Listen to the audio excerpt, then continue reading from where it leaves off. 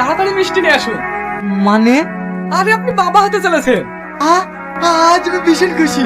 ঠিক আছে, আমি এখন আসছি। মিষ্টিটা কিন্তু পাওনা রইলো।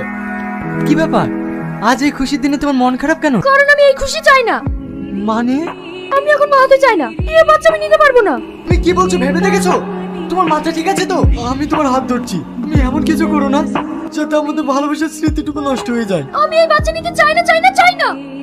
তোমার হাজবেন্ডকে ফোন করে বলে দাও আজ তোমার ফিরতে দেরি হবে, কারণ আজকে আমরা হোটেলে সময় কাটাবো। সেটা আর আমার পক্ষে সম্ভব নয়, কারণ আমি মা হতে চলেছি। Are you mad? এ তুমি কি বলছো? আমি ঠিকই বলছি। ছি, তুমি বিবাহিত জানা সত্ত্বেও আমি তোমার সাথে সম্পর্ক করেছিলাম, আমি তোমাকে মানিয়েও নিয়েছিলাম, কিন্তু তুমি এখন মা হতে চলেছো। এইটা আমি মানিয়ে নিতে পারবো না। বিশ্বাস করো, এই বাচ্চা আমি নিতে চাই না। কারণ এই বাচ্চার জন্য আমি তোমাকে হারাতে পারবো না। তুমি আমাকে কিছুদিন সময় দাও, আমি কিছু একটা ব্যবস্থা করে ফেলবো।